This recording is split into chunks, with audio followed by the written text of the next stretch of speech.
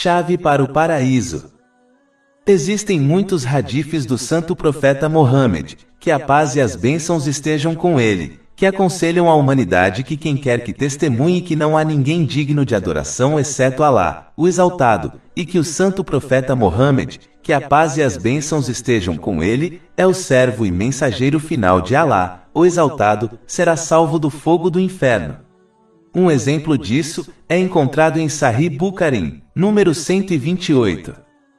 O significado desses hadiths é que quem morre acreditando neste testemunho, entrará no paraíso e escapará do inferno, ou entrará no inferno na extensão de seus pecados, e então eventualmente será permitido no paraíso, onde habitará para sempre. Isso foi aconselhado em um hadith encontrado em Sahih Bukhari, número 7510. É importante notar que aqueles que desejam entrar no paraíso, sem entrar no inferno primeiro, não devem apenas declarar sua crença no Islã verbalmente, mas também devem cumprir suas condições e obrigações. O testemunho de fé é, sem dúvida, a chave para o paraíso, mas uma chave precisa de dentes para destrancar uma porta específica. Os dentes da chave para o paraíso são suas obrigações e deveres. Sem eles, a chave sem seus dentes não abrirá a porta para o paraíso. Isso é provado por muitos hadiths que indicam que a entrada no paraíso requer que se cumpra as condições e deveres do Islã. Por exemplo, um hadith encontrado em Sahih Bukhari, número 397, indica que o testemunho deve ser apoiado por ações na forma dos pilares do Islã, como estabelecer as orações obrigatórias. A primeira parte do testemunho, a saber, não há ninguém digno de adoração exceto Alá, o Exaltado, significa que Alá, o Exaltado, é o único que deve ser obedecido e nunca desobedecido. Quando alguém aceita Alá, o Exaltado, como seu Deus, não deve obedecer a nada que leve à sua desobediência, pois Alá, o Exaltado, é o único seu mestre, e eles são apenas seus escravos.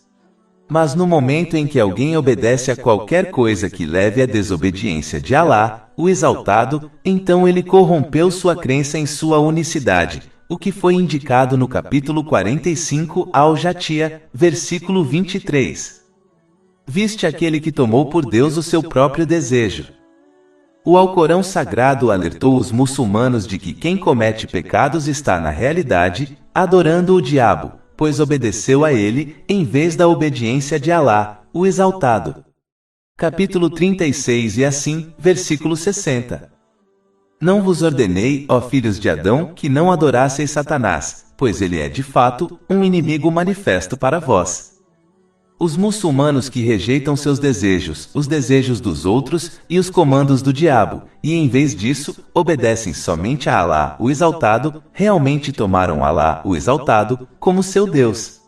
Esses muçulmanos receberam a proteção de Alá, o Exaltado, em ambos os mundos. Esses muçulmanos praticamente atualizaram o testemunho do Islã, pois apoiaram sua reivindicação verbal e interna com ações sinceras de acordo com as tradições do santo profeta Mohammed, que a paz e as bênçãos estejam com ele. Quando alguém age de acordo com suas tradições, eles cumpriram o segundo aspecto do testemunho, a saber, o santo profeta Mohammed, que a paz e as bênçãos estejam com ele, é o servo e mensageiro final de Alá, o Exaltado. Esses muçulmanos são aqueles mencionados em um hadith, encontrado em Sahih Bukhari, número 128. Ele aconselha que eles serão salvos do fogo do inferno por Alá, o Exaltado. A pessoa que declara o islamismo com a língua e o aceita internamente é, sem dúvida, um muçulmano, mas sua verdadeira crença sincera na unicidade de Alá, o Exaltado, é diminuída de acordo com seus pecados. Um aspecto de realmente agir com base no testemunho é amar sinceramente a Alá, o Exaltado. De fato, o santo profeta Mohammed, que a paz e as bênçãos estejam com ele, indicou isso em um hadith encontrado em Sunan Abu Daud, número 4181.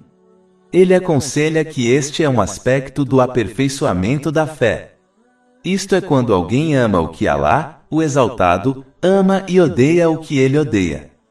Como esta era a característica do santo profeta Mohammed, que a paz e as bênçãos estejam com ele, de acordo com um hadith encontrado em Sunan Ibn Majah, número 2333, os muçulmanos foram ordenados a segui-lo.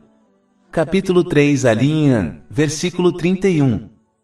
Dize, ó Mohammed, se amais a Deus, segui-me, assim, Deus vos amará e perdoará os vossos pecados. Fica claro nos ensinamentos islâmicos que amar o que Alá, o Exaltado, odeia e não gostar do que Alá, o Exaltado, ama, é uma indicação clara de uma pessoa seguindo seus próprios desejos e obedecendo-os em vez de Alá, o Exaltado. Essa atitude reduz a crença na unicidade de Alá, o Exaltado. O versículo seguinte deixa claro que adotar essa mentalidade é um desvio da verdadeira crença no testemunho do Islã. Capítulo 9 em Taubá, versículo 24. Dize, ó Mohammed, se teus pais, teus filhos, teus irmãos, tuas esposas, teus parentes, a riqueza que obtiveste, o comércio que temes decair, e as habitações com as quais te agradas, são mais amados por ti do que Alá e seu mensageiro, e o esforço em sua causa, então espera até que Alá execute sua ordem. E Alá não guia os povos desafiadoramente desobedientes. Aquele que adora Alá, o Exaltado, de acordo com seus próprios desejos, o adora no limite. Ou seja, quando enfrentam momentos de facilidade ficam satisfeitos, mas quando encontram dificuldades, afastam-se de sua obediência com raiva. Capítulo 22 Al-Hajj, versículo 11. E dentre o povo há aquele que adora a Deus em um limite. Se ele é tocado pelo bem, ele é tranquilizado por ele. Mas se ele é atingido pela provação, ele se volta contra seu rosto para a descrença. Ele perdeu este mundo e o outro. Essa é a perda manifesta. Um hadith encontrado em Sahih Bukhari, número 6502, informa os muçulmanos como acreditar corretamente e agir de acordo com o testemunho da fé, o que impede que alguém seja prejudicado pelo fogo do inferno no outro mundo. Isso é primeiro completar os deveres obrigatórios corretamente, enquanto cumpre todas as suas condições e etiquetas. Então deve-se adicionar a isso, realizando ações virtuosas voluntárias, as melhores das quais são as tradições estabelecidas do santo profeta Mohammed, que a paz e as bênçãos estejam com ele. Isso leva ao amor de Alá, o Exaltado, e faz com que Alá, o Exaltado, capacite cada órgão de seu corpo para que eles obedeçam somente a ele. Essa obediência verdadeira e sincera é o cumprimento do testemunho da fé.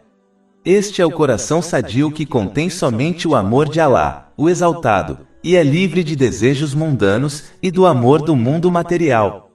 Capítulo 26 Ash-Shuara, versículos 88-89. O dia em que não beneficiará ninguém, riqueza ou filhos. Mas somente aquele que vier a Alá, com um coração sadio. É importante notar que isso não significa que um muçulmano se torna livre de cometer pecados, mas significa que ele se arrepende sinceramente deles, sempre que raramente são cometidos. Para concluir, é vital que os muçulmanos não apenas declarem o testemunho do islamismo interna e verbalmente, mas também o demonstrem em suas ações, pois esta é a única maneira de alcançar o verdadeiro sucesso neste mundo e escapar completamente da punição no outro mundo.